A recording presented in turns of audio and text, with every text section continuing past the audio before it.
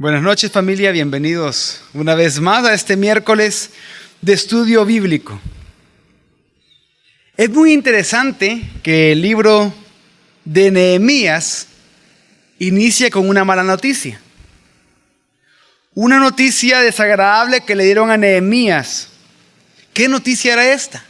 Que el remanente de judíos que había quedado en Jerusalén después del exilio estaban experimentando una gran desventura y humillación. El muro de Jerusalén estaba lleno de brechas por todos lados y las puertas habían sido devastadas por el fuego. Nehemías entonces se entristeció mucho y oró al Señor recordando las palabras que Dios ordenó a Moisés. Dice en Nehemías 1, 8 y 9, Nehemías oró: si vosotros predicáis, yo os dispersaré entre los pueblos. Pero si os volvéis a mí y observáis mis mandamientos y los cumplís, aunque vuestro exiliado esté en el extremo de los cielos, de ahí yo los recogeré y los conduciré de nuevo al lugar que escogí para que allí tabernaculice mi nombre. Nehemías, con estas palabras, recordando estas palabras, estaba clamando a Dios. Luego de esto, Dios movió el corazón del rey persa Artajerjes para escuchar a Nehemías, quien le pidió al rey ir a Judá para reedificarla. Y también le pidió que le diera cartas para los gobernadores para poder tener paso seguro en su camino a Judá, pero también le pidió material para poder construir. El rey concedió cada una de las peticiones de Nehemías e inmediatamente Nehemías partió a Jerusalén. Y ya en Jerusalén la reconstrucción del muro comenzó. Todo el pueblo estaba trabajando juntos al unísono para lograrlo. Reedificaron el muro hasta media altura. Pero entonces los enemigos de Israel se burlaron y menospreciaron el trabajo de ellos y hasta confabularon para atacarlos. Pero sus planes no prosperaron. A partir de ese momento, ante la amenaza de un ataque de parte de los enemigos, el pueblo estaba en alerta. Dice la Biblia que la mitad de los servidores trabajaba en la obra y la otra mitad sostenía las lanzas, los escudos, los arcos y las corazas. Los constructores, cada uno llevaba su espada ceñida a sus lomos y así edificaban ante un inminente ataque a la ciudad que estaban reconstruyendo. Esta noche continuamos con la serie que iniciamos la semana pasada, llamada No es bueno. Una serie que tiene como propósito exponer aquellos valores, prácticas y o principios que muchas veces pasan desapercibidos de nuestras vidas, pero de los cuales Dios ya ha sentenciado que no es bueno que los practiquemos porque son pecados, porque se oponen a lo establecido en su palabra. El título de este estudio bíblico es No es bueno lo que hacéis, la codicia. La palabra griega que se ocupa para codicia o avaricia es pleonaxia y quiere decir deseo de tener más o alguien ansioso de posesiones. Podríamos decir en términos generales, aunque lo vamos a especificar más adelante en la predicación, que es el deseo de tener más dinero, el deseo de tener más bienes materiales y de lo que se requiere para satisfacer las necesidades normales de la vida. La Biblia dice que la codicia es una de las obras de la carne que debemos de hacer morir. Y debemos de hacerla morir prontamente porque la codicia es idolatría, dice Colosenses 3:5. La Biblia dice que la codicia es una de las conductas que ni se deben nombrar entre nosotros, y aquellos que lo practiquen no heredarán el reino de los cielos, dice Efesios 5:3 y 5.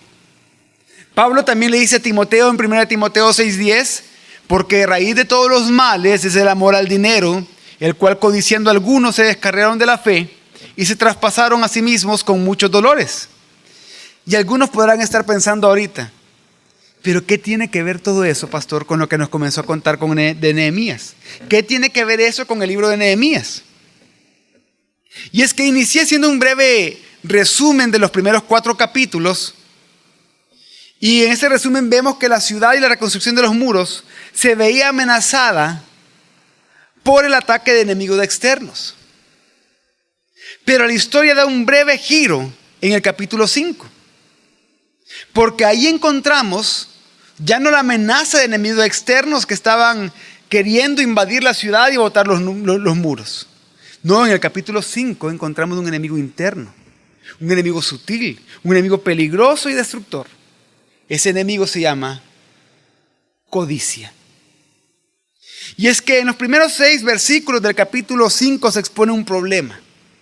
Nehemías 5, 1 al 6 dice lo siguiente: entonces hubo un gran clamor del pueblo y de sus mujeres contra sus hermanos judíos, porque había quienes decían: nosotros, nuestros hijos y nuestras hijas somos muchos y necesitamos grano para comer y vivir.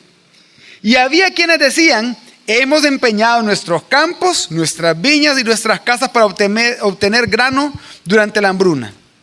Había otros que decían: hemos tomado dinero prestado para el tributo del rey, y es sobre nuestros campos y viñedos. Ahora bien, nuestra carne es como la carne de nuestros hermanos, sus hijos como nuestros hijos, y aquí que vamos sujetando a servidumbre a nuestros hijos y a nuestras hijas. Y hay hijas nuestras ya esclavizadas, sin que nosotros podamos rescatarlas, puesto que nuestros campos y nuestras viñas ya son de otros. Y entonces Nehemías dice: cuando escuché su clamor y esas palabras, me indigné en gran manera. Y es que en ese capítulo, los enemigos de los muros de la ciudad se hacen a un lado para manifestar la existencia de un problema muy grave, pero que puede pasar desapercibido, muy sutil. El hambre, la explotación, la injusticia que existía dentro de los muros por causa de la codicia. Y en estos versículos podemos ver 3 quejas que el pueblo hace. En los primeros 5 versículos vemos claramente 3 quejas que el pueblo hace. Primero, aquellos que no eran dueños de terrenos y tenían familias grandes, no tenían que comer. Una segunda queja: otros que eran dueños de terrenos, debido al hambre, se vieron obligados a empeñar sus propiedades para obtener grano para comer. Pero aquí viene lo más grave, la tercera queja. Otro grupo había hecho préstamos para poder pagar los impuestos persas, los impuestos que el rey persa pedía, obligaba. Y eso estaba afectando sus campos y sus viñedos. ¿Por qué? Porque por pagar los impuestos no podían ocupar el dinero para producir. Pero lo que pasaba es que después no podían pagar esas deudas tampoco. Pero, ¿qué es lo que pasó? Comenzaron a hacer más préstamos que tampoco pudieron pagar por los altos intereses, por la usura que había. Y se vieron obligados a vender a sus hijos como esclavos. Pero lo más grave e indignante de todo esto, que aquellos prestamistas que eran usureros y a quienes estaban vendiendo a sus hijos como esclavos, eran otros judíos. Todo esto hizo que Nehemías se indignara fuertemente, como lo leemos en el versículo 6. Pero, ¿por qué se indignó así Nehemías? ¿Por qué eso estaba tan mal? Y es que estos problemas que había dentro de los muros eran una consecuencia de la desobediencia a la palabra de Dios, del menosprecio de la palabra de Dios. ¿Qué decía la ley al respecto? Éxodo 22:25 dice: si prestas dinero a mi pueblo, al pobre que está contigo, no serás usurero con él, ni le impondrás interés. Quiere decir que dentro de la ley estaba diciendo: si tú le vas a prestar dinero a alguien del pueblo de Israel, al pobre no vas a cobrar interés, no vas a ser usurero. Y acá es bien interesante que la palabra usura viene de una palabra hebrea que significa literalmente morder. No vas a ser voraz con él, no vas a querer comértelo, no vas a querer acabar con él. Pero ¿solo eso decía la ley? No. Deuteronomio 23, 19 al 20 dice: no prestarás con interés a tu hermano, interés por dinero, interés por comida, interés por cualquier cosa que produzca intereses. Al extranjero podrás prestar a interés, pero a tu hermano no se lo exigirás, para que te bendiga el Señor tu Dios en toda obra de tus manos en la tierra donde vas, para tomar posesión de ella. Interesantemente, la palabra interés, aquí usada también en este versículo, en este pasaje, viene de la misma palabra hebrea que se traduce como usura. ¿Qué dijimos que significaba? Morder. Pero algo bien interesante acá es que dice, a tu hermano, al miembro de tu pueblo, no le va a poder cobrar interés. Al extranjero sí se lo puedes cobrar, pero a tu hermano no se lo va a cobrar. ¿Por qué? Porque era una manera de testimonio hacia los que no conocían a Dios, hacia los extranjeros de ahí mismo. Pero también es interesante notar que Dios prometía bendecir al que hiciera esto. Dios prometía bendecir a aquel que su hermano necesitado llegara y le decía, necesito que me prestes dinero. Y él que le decía, te lo voy a prestar, no te voy a cobrar interés. Dios prometía bendecir a esa persona. Quiere decir que a esos que leímos en los primeros 5 versículos de Nehemías 5, Dios le había hecho una promesa. Si ellos hubieran prestado sin interés, Dios los iba a bendecir. Pero entonces, si Dios prometía bendecir a los judíos que al prestar a sus hermanos se negaran a cobrar intereses a ellos, ¿qué podría llevar a alguien a ignorar la promesa de Dios? ¿Qué hizo que estos de Nehemías 5 ignoraran esta promesa de Dios y cobraran intereses tan altos y hasta hicieran esclavos de los hijos de sus hermanos?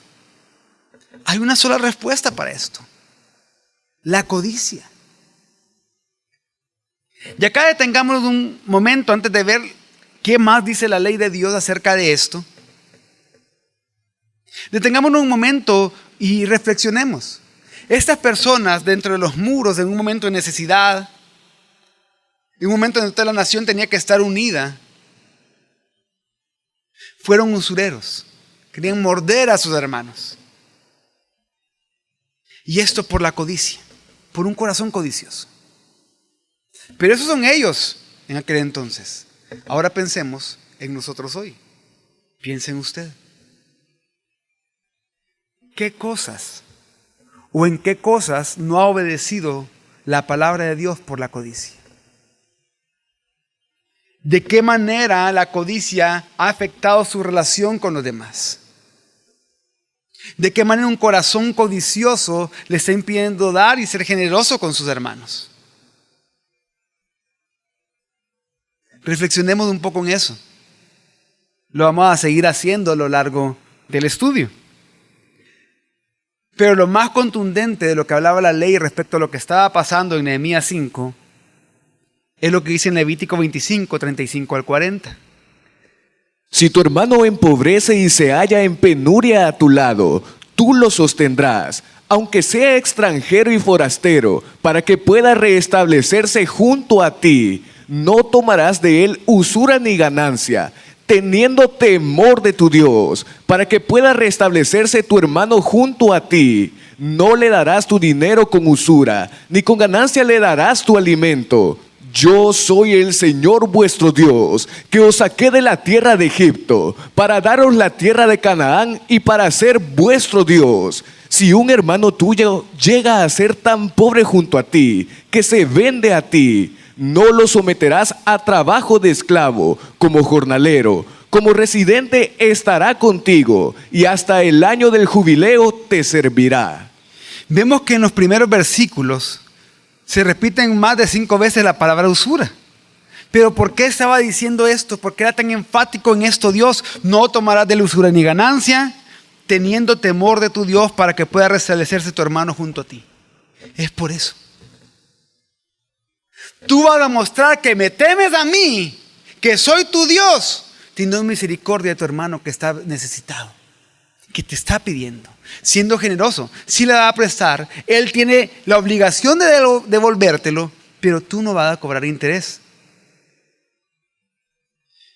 Y después, lo que dice el versículo 38 es impresionante. Le dice, ¿por qué le estoy pidiendo todo esto? Porque yo soy el Señor vuestro Dios, que lo saqué de la tierra de Egipto para dar la tierra de Canaán y para ser su Dios. Se lo está diciendo a un pueblo que había sido esclavo.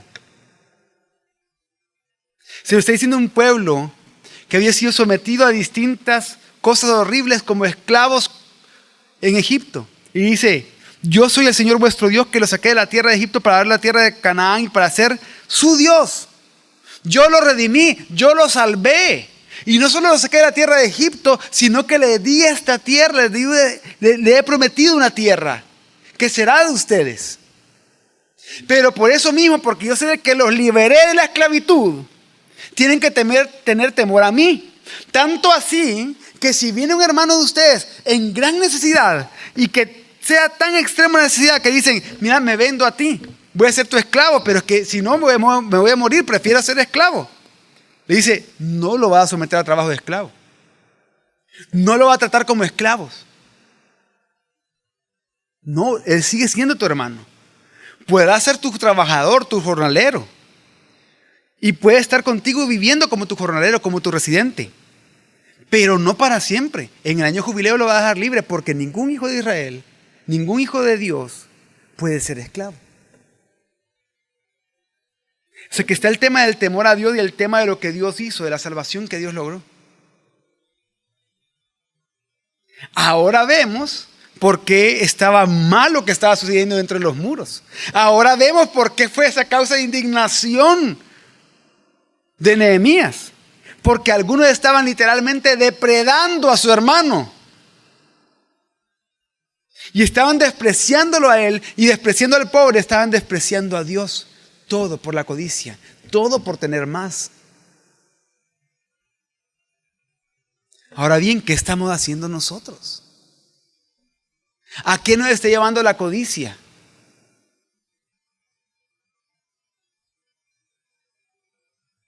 ¿Qué cosas estamos dispuestos a hacer con tal de tener más? ¿Estamos viendo siquiera la necesidad de las personas que están cerca de nosotros? ¿Estamos viendo la necesidad que tiene el pueblo de Dios para seguir haciendo la obra de Dios? ¿O somos tan codiciosos que ni cuenta nos damos? ¿O que si hacemos el bien a alguien, no es con desinterés, ni con el interés de que realmente prospere, le vaya bien, sino por tener algo al cambio, por ver qué puedo ganar de esa persona? Eso es codicia. Y entonces vemos que en los primeros 6 versículos se ve claramente el problema que está sucediendo dentro de los muros. Pero ¿cuál fue la solución? Nehemías 5, del 7 al 13 dice lo siguiente. Y mi corazón se turbó dentro de mí, y reprendí a los principales y a los prefectos, y les dije, ¿vosotros cobráis usura, cada uno a su hermano? Y convoqué a una gran asamblea contra ellos, y les dije, nosotros, según nuestras posibilidades, hemos rescatado a nuestros hermanos judíos, que tuvieron que venderse a los gentiles, y vosotros, ¿venderéis a vuestros hermanos después de ser rescatados por nosotros? Y ellos callaron, porque no hallaron respuesta. Y paremos ahí un momento. Dice que él se indignó y su corazón se turbó. Y entonces inmediatamente reprendió a los principales de los prefectos. Y les dice, ¿cómo es que están cobrando usura ustedes? ¿Cómo es que están haciendo eso con sus hermanos? Pero no solo se quedó ahí, sino que convocó a una asamblea contra ellos. Convocó al pueblo. Y él dice, si nosotros, los que hemos regresado para reconstruir ese muro, nosotros según nuestras posibilidades, nosotros incluso hemos pagado para liberar de la esclavitud a nuestros hermanos judíos que se tuvieron que vender a los gentiles. ¿Y ustedes lo que están haciendo? ¿Ustedes están vendiendo a sus hermanos después de haber sido rescatados por nosotros? Ellos se quedaron mudos. ¿Qué podían responder ante eso? Pero el versículo 9 es bien importante que lo podamos comprender y leer detenidamente. Dice el versículo 9. Y agregué, no es bueno lo que hacéis. ¿No deberíais andar en el temor de nuestro Dios a causa del oprobio de nuestros enemigos, los gentiles? Sí. Miren, no es bueno lo que están haciendo.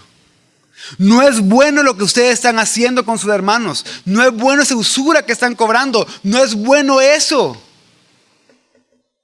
Esa usura que proviene de la codicia de su corazón, lo que está reflejando es que ustedes no andan en el temor a Dios. Es que ustedes no temen a Dios. Sí, ustedes están acá dentro del muro, dentro del pueblo de Dios, pero sin temer a Dios.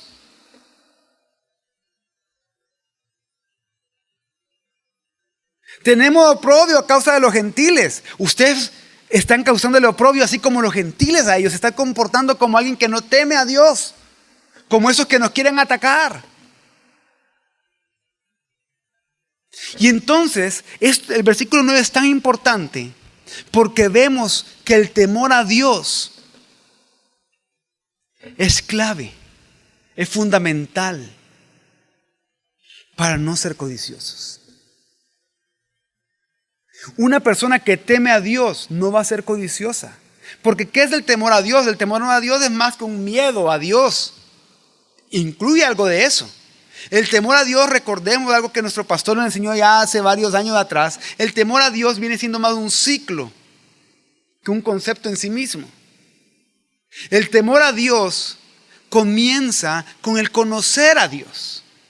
Obviamente, si yo conozco que Dios es el creador y dueño de todas las cosas, soberano, supremo, sabio, santo, justo, sí va a haber temor hacia Él. Pero yo también conozco que ese mismo Dios es proveedor, sustentador de todas las cosas. Dios de gracia y misericordia, Él es bueno y es fiel. Y entonces cuando yo conozco de esa manera a Dios, en mí surgen distintas cosas. Surge asombro por quién es Él. Surge gratitud. Surge adoración a Él, surge obediencia, de tal manera que ese asombro, esa gratitud, esa obediencia, esa adoración me van a llevar a desechar lo malo, a aborrecer el pecado, para deleitarme en Él y en su palabra.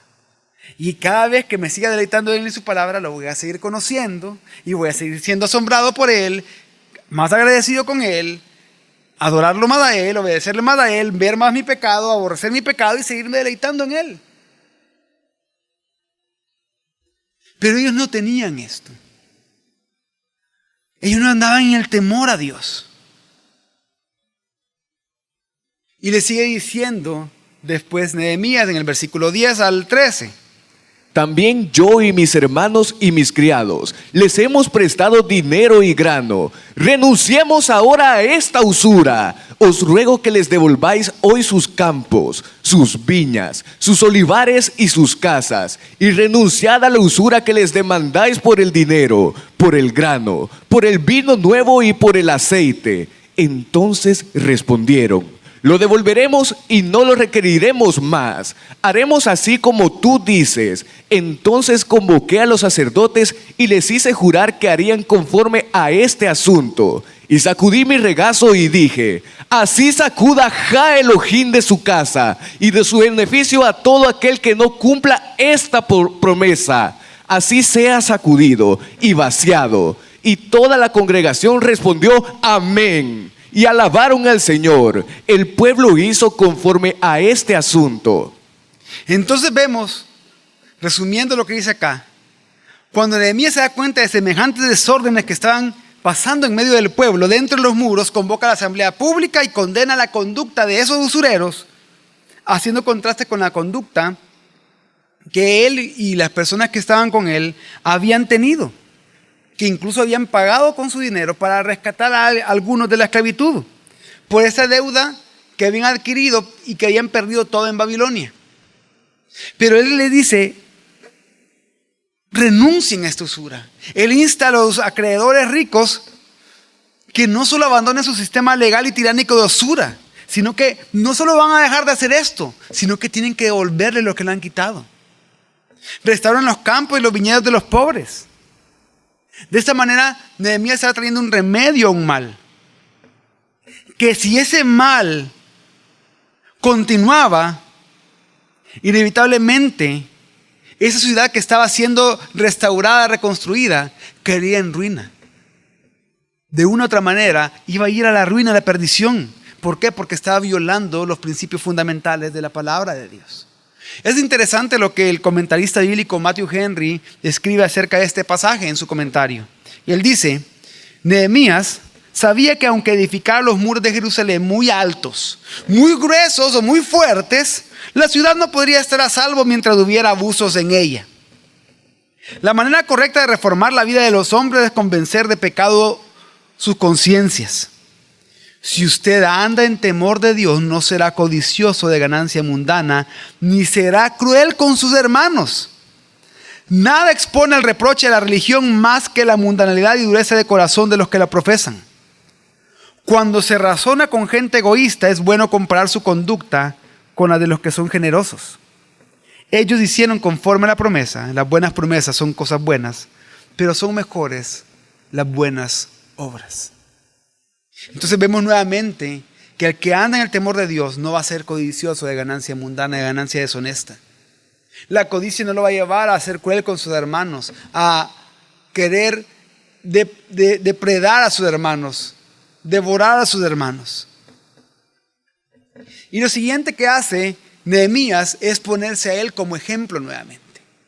Nehemías 5:14 al 19 dice: Además, desde el tiempo en que fui designado gobernador en la tierra de Judá, desde el año 20 hasta el año 32 del rey Artajerjes, esto es, 12 años, ni yo ni mis hermanos comimos el pan del gobernador.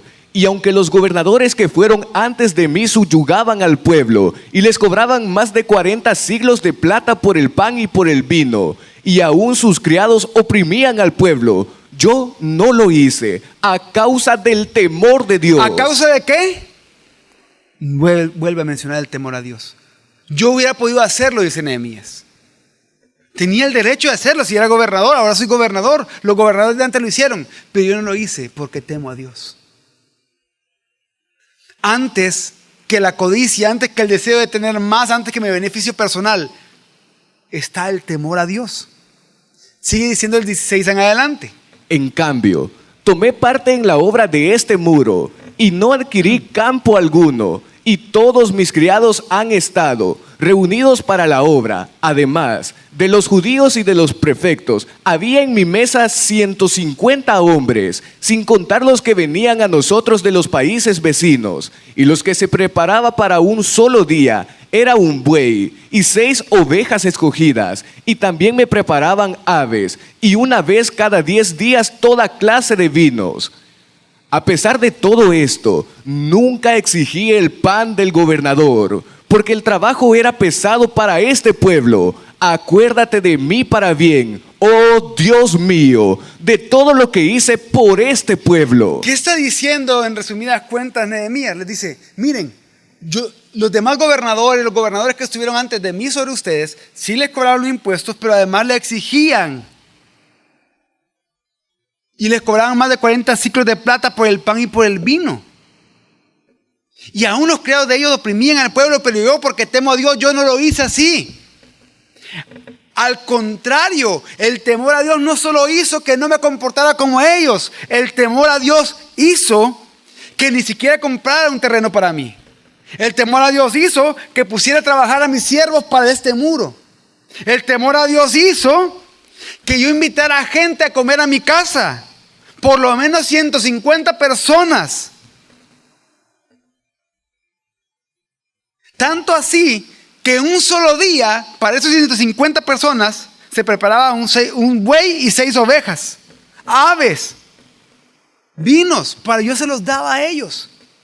Y aún así, dice Nehemías, el derecho que tenía como para exigir el pan del gobernador, lo que yo podía cobrar como gobernador, sacarlo de ustedes, como aún para comprar esas cosas, no lo hice. No lo hice. Y todavía le dice al Señor, acuérdate de mí, Dios, para bien, por lo que he hecho. O sea que vemos lo que el temor a Dios produce. El temor a Dios no solo produce no ser codicioso y devorar lo de los demás. El temor a Dios no solo es, no puedes ser codicioso. No puedes ser cruel con tus hermanos. No puedes ser usurero con tus hermanos. Sino que el temor a Dios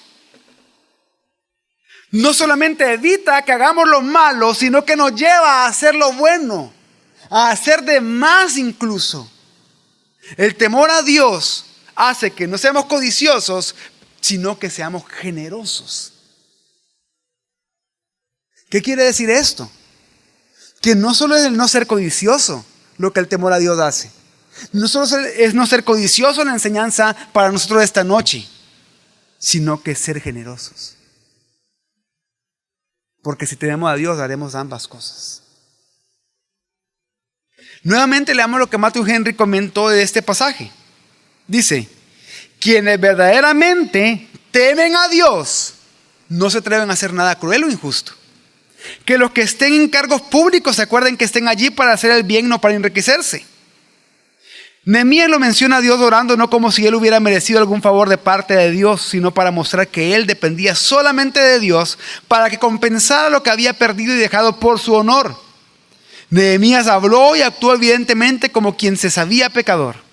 No pretendía reclamar un premio como si se le debiera, sino de la manera en que el Señor recompensa un vaso de agua dado a un discípulo por amor a él. Sino de la manera, en que el Señor recompensa un vaso de agua dado a un discípulo por amor a él. El temor y el amor de Dios en el corazón y el verdadero amor a los hermanos llevarán a toda buena obra. Estas son evidencias propias de la fe que justifica, y nuestro Dios reconciliado favorecerá a las personas de este carácter conforme a todo lo que hayan hecho por su pueblo. Nuevamente vemos acá, el temor a Dios evita que seamos crueles, pero el temor a Dios también nos lleva a toda buena obra. En el temor a Dios, o en aquel que teme a Dios, no hay codicia. ¿Por qué es importante esto? ¿Por qué es importante no es bueno lo que hacéis? ¿Por qué es importante ver que no es bueno la codicia?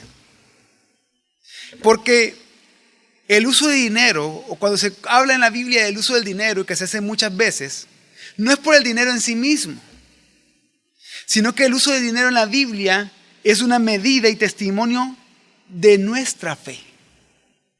El uso de dinero es una medida y testimonio de qué tanto tememos a Dios, de qué tanto usted teme a Dios. El dinero no da seguridad, el dinero no salva a nadie. Por lo tanto, el dinero no tendría que definirnos ni a usted ni a mí. Richard Halverson, el capellán del Senado de Estados Unidos, dijo una vez: el dinero es un índice exacto al verdadero carácter de un hombre. A lo largo de la Escritura hay una íntima correlación entre el desarrollo del carácter de un hombre y cómo éste maneja su dinero. No, pastor, es que yo soy una persona piadosa. Yo oro todos los días, leo la Biblia, estudio la Biblia, vengo a servir.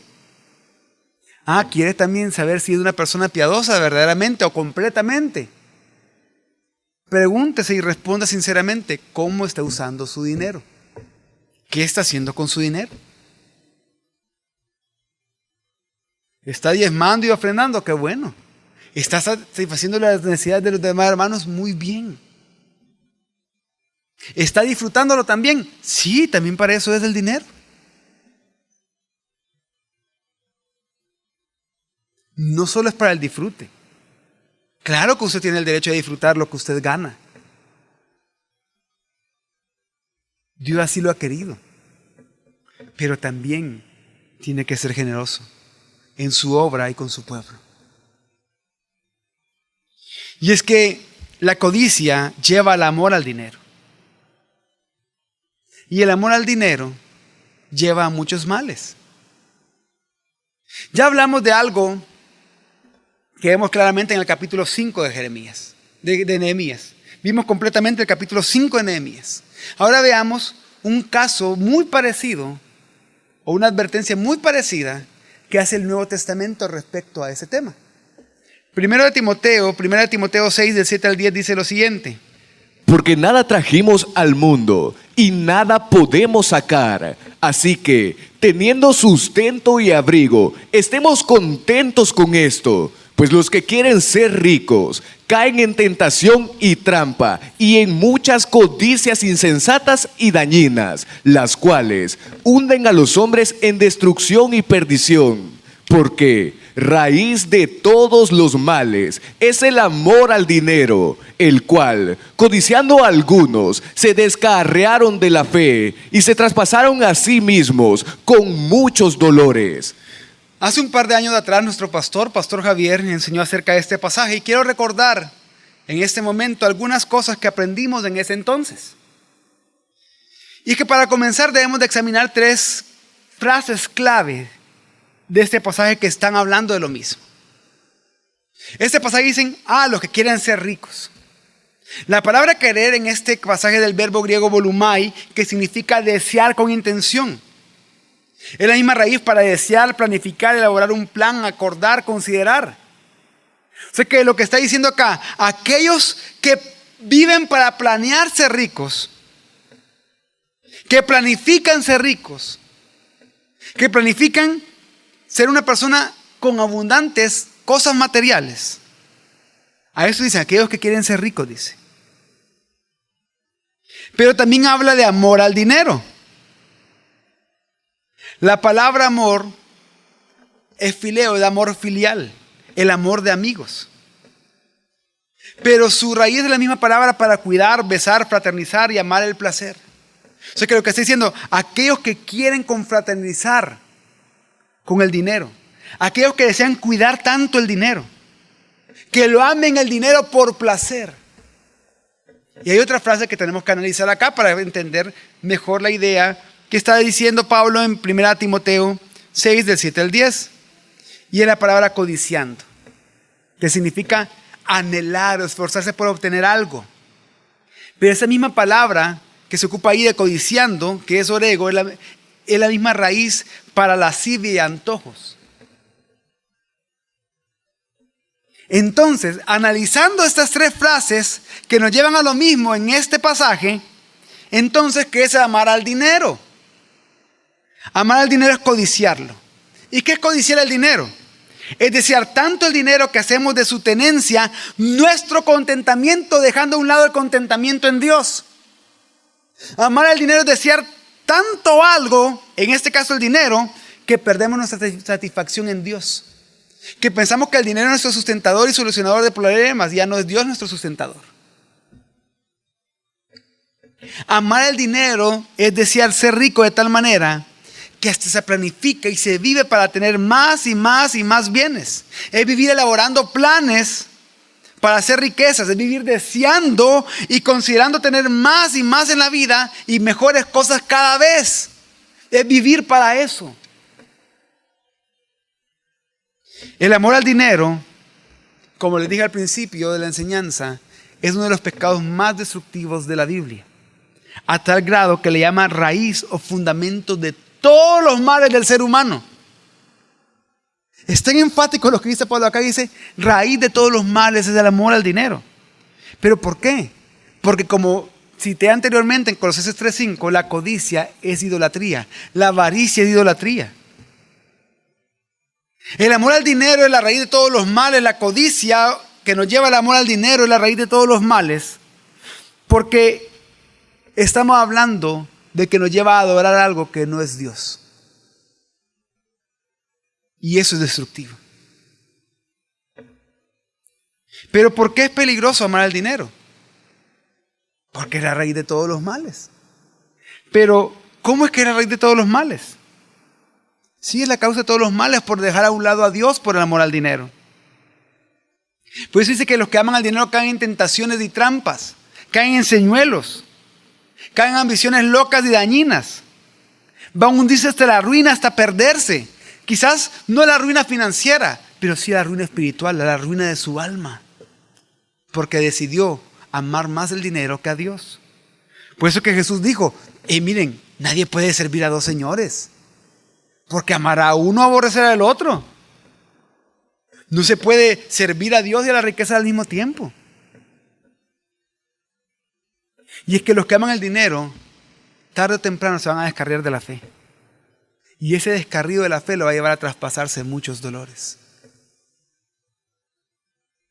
Lo va a llevar a sufrir.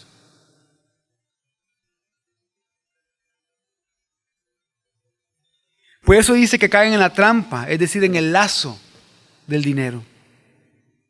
El amor al dinero es una trampa constante. Pues el que lo ama busca saciarse, pero nunca va a poder saciarse. Porque todo el tiempo es o hacer más dinero o tener más cosas con las que el dinero puede comprar. Y esa es su meta. Si no, pónganse a pensar por qué son tan... ¿Por qué, aunque se habla de que el país está en crisis, pero por qué los centros comerciales no cierran? Porque siempre están llenos. ¿Por qué cuando anuncian ofertas está lleno en los lugares? ¿Por qué el Black Friday causa tanta sensación? La gente sale con los grandes televisores y todo eso. Y no es que sea malo comprar un televisor. No es que sea malo querer mejorar algunas cosas de su casa. No, no es malo en sí mismo. Pero ¿cuál es la motivación con la que lo hace? Si su contentamiento va a estar en esas cosas, si su identidad está en esas cosas, entonces usted ama el dinero. Ama cómo el dinero lo hace sentir. Por ejemplo, no levanten la mano. ¿Quiénes tienen cuenta de Amazon acá?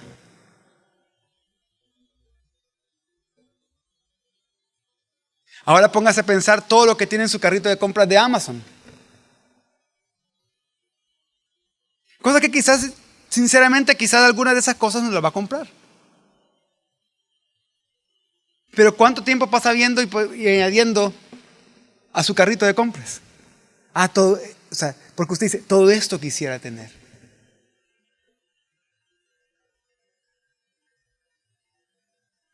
Y no estoy diciendo con esto que también que es malo tener cuenta en Amazon ni nada de eso, no. Mientras su contentamiento sea en Dios y usted use el dinero sabiamente y sea generoso, usted lo puede disfrutar. Y es que las codicias insensatas o las codicias necias que habla acá nacen de un corazón que ama el dinero, y eso tiene un solo final: la destrucción y la perdición del alma del que lo practica. Esto me recuerda de una u otra manera a la parábola del sembrador, de aquella semilla que cayó entre espinos. Pero dice que el afán por las riquezas, cuando comenzó a crecer, lo ahogó. Esa semilla nunca dio frutos, porque de la tierra su corazón nunca fue fértil. Y el amor al dinero no solo destruye la fe, sino que es la antítesis del amor por el prójimo. Puede llegar a destruir hasta las mejores relaciones porque lo lleva a vivir egoístamente. Por eso Pablo más adelante ordena a Timoteo que a aquellos que tienen dinero le aconseje lo siguiente en 1 Timoteo 6, 17 al 19. A los ricos de este mundo, recomiéndales que no sean arrogantes, ni pongan su esperanza en las riquezas, que son inciertas, sino en Dios, quien nos provee abundantemente de todas las cosas para disfrute. Que hagan el bien, que sean ricos en buenas obras, que sean generosos, dispuestos a compartir, atesorando para sí mismos un buen fundamento para el tiempo venidero, a fin de que echen mano de la verdadera vida. Y es que hay dos consejos muy importantes en este pasaje. Primero, no ser arrogantes poniendo nuestra esperanza en las riquezas. No sea arrogante pensando que es su capacidad, su inteligencia, su trabajo duro el que lo tiene como tiene. Si usted acaso puede tener otras posibilidades o puede tener dinero. No sea arrogante pensando en eso. Pero también póngase a pensar en qué está poniendo usted su esperanza hoy. ¿Está poniendo su esperanza en lo que tiene o en lo que espera tener? Porque aquí nos vamos todos en la misma bolsa, en eso de la esperanza. Porque hay quienes tienen bastante y ponen su esperanza en lo que tienen. Como aquel hombre rico que construyó su gran granero y que dice, oh alma, puedes descansar porque estás saciada. Pero hay otros que quizás no tenemos, pero nos hacemos grandes películas de castillos en el aire y estamos poniendo la esperanza en lo que añoramos tener. Y quizás no lo tenemos ni tenemos para comprar esas cosas ahorita, pero estamos poniendo la esperanza en algo que ni existe. Pero eso también es codicia. Eso es arrogancia. Eso es pensar que uno es suficiente por uno mismo y al mismo tiempo es necedad. El no poner nuestra esperanza en Dios es necedad. En toda la vida de la vida, el no poner nuestra esperanza en Dios es necedad. Pero el segundo consejo que da Pablo a Timoteo para que aconseje a los demás es que los que tienen dinero en este mundo, que sean ricos al ser obedientes a la palabra de Dios. Pero para eso tiene que hacer 4 cosas. Hacer el bien, es decir, hacer lo que es bueno, excelente, noble según la palabra. En otras palabras, ocupe los bienes para honrar y glorificar a Dios. Ocupe lo que tiene para honrar y glorificar a Dios.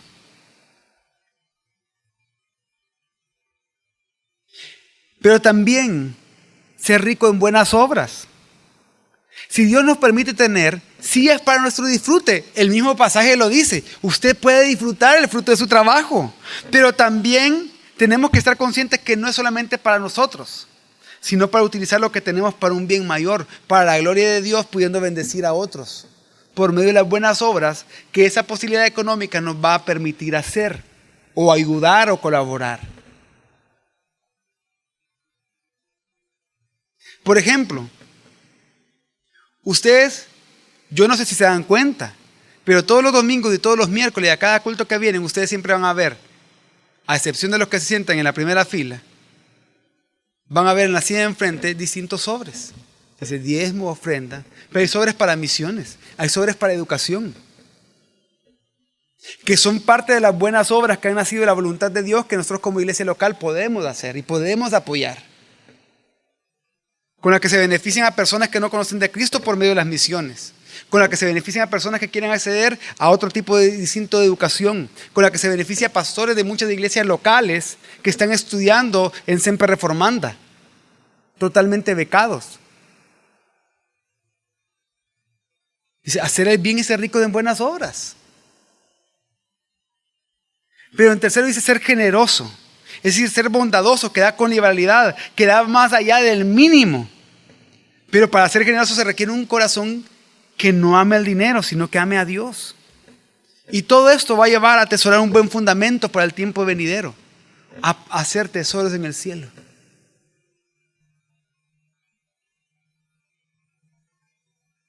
Después de todo esto, ¿cómo podemos concluir? Y para concluir quiero recordar un poco, regresando al capítulo 5 de Nehemías. Y es que al final del capítulo 5 de Nehemías, del 14 en adelante en específico, vimos y leímos que Nehemías se pone como ejemplo a los demás de no codiciar, ni de abusar del otro por tener más. Que dice que por temor a Dios no iba a ser cruel, no iba a abusar del otro, pero por temor a Dios iba a ser generoso. Por eso que para concluir este estudio bíblico quiero hablar hoy de que tenemos que seguir el buen ejemplo. Y el buen ejemplo,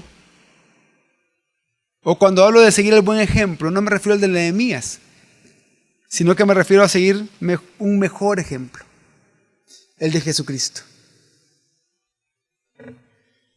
Pablo, escribiéndole a una iglesia que tenía muchas posibilidades, de diferentes maneras había sido bendecida por Dios. Cuando les comienza a hablar de que tienen que participar en la ofrenda para los hermanos de la iglesia de Jerusalén que estaba pasando muchas necesidades, les pone el ejemplo de una de las iglesias más pobres que él en sus viajes misioneros conoció, la iglesia de Macedonia. Una iglesia dice que aún en su extrema pobreza ellos dieron contentos para bendecir a los hermanos de la iglesia de Jerusalén. Y les pone ese ejemplo para luego decirle las siguientes palabras o escribirle las siguientes palabras que están en 2 a los Corintios 8, 7 al 9. Por tanto, como en todo abundáis, en fe, en palabra, en conocimiento, en toda solicitud y en vuestro amor para con nosotros, abundad también en esta gracia. Ahí le está hablando, abunden también en ser generosos. A eso se refiere esa gracia. Y sigue diciendo el versículo 8. No lo digo como mandamiento, sino para poner a prueba, por medio de la solicitud de otros, la sinceridad de vuestro amor. Dice, miren, al final ustedes van a decidir si hacerlo o no. Pero la oportunidad que tienen ahorita de participar, en ofrendar, en dar para los hermanos necesitados de la iglesia de Jerusalén, eso va a mostrar algo. Si su amor por el Señor es sincero. Bien parecido a lo que leímos en Nehemías y lo que leímos en el libro de la ley. Aquel que es codicioso es porque no teme a Dios. Nehemías mostró que temía a Dios y eso lo llevó a no ser codicioso, sino a ser generoso. Es lo mismo que estamos viendo acá, es el mismo principio. Dice, ustedes abundan en un montón de cosas, abunden también en esto, en ser generosos. Esto va a mostrar si de verdad aman sinceramente al Señor y a los demás. Pero aquí viene no el buen ejemplo de Nehemías, aquí viene el mejor ejemplo, el versículo 9. Porque conocéis la gracia de nuestro Señor Jesús, el Mesías, que siendo rico, se hizo pobre por amor a vosotros, para que vosotros fuerais enriquecidos con su pobreza. Y aquí no estamos hablando como hacen los falsos pastores, que predican el falso evangelio de la prosperidad diciendo, ya ven, es que Jesús vino a ser pobre para que usted tenga lo mejor, los mejores carros, el mejor dinero, que usted sea rico. No, no está hablando de eso. ¿Cómo tenemos que entender este pasaje? Como entendimos uno de los pasajes que leímos anteriormente en Levítico cuando estaba hablando de no ser usurero y que hablaba del temor a Dios y que les dice, yo soy el Señor que los sacó de la tierra de esclavitud en Egipto y los trasladó a la tierra de Canaán. Así tenemos que leer este pasaje, porque conocemos la gracia del Señor Jesucristo, que siendo rico, es decir, siendo Dios mismo, siendo glorioso, se hizo pobre, se humilló por amor a usted y a mí,